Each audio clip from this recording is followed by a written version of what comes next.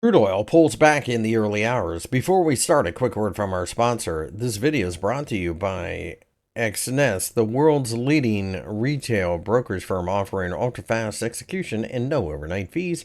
Look for a link in the description below.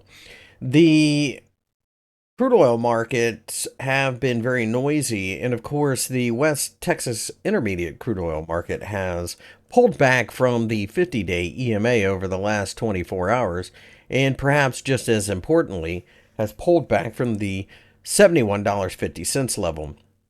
This is a market that's desperately trying to find a bottom, but right now just doesn't have one. With this being the case, I think you have to look at it through the prism of a potential value opportunity. But I would not look at this market for anything more than a short term trade. I am a buyer of dips, but I get out of them rather quickly. There's not much more to this market than that at the moment. The $67.50 level underneath is the bottom of the range over the last 2 years. And as a result, it does make a certain amount of sense that we have seen the market react to it multiple times. The question, of course, is can we stay above it? There are enough different things going on at the moment that I think we will, but I also recognize that it will be very noisy. Brent markets look very much the same as they have pulled back from the 50-day EMA.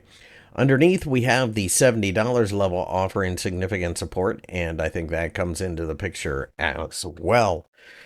All things being equal, it's probably worth noting that this is a market that also has a lot of support at that $70 level, as it is the bottom of the range for the last 2 years.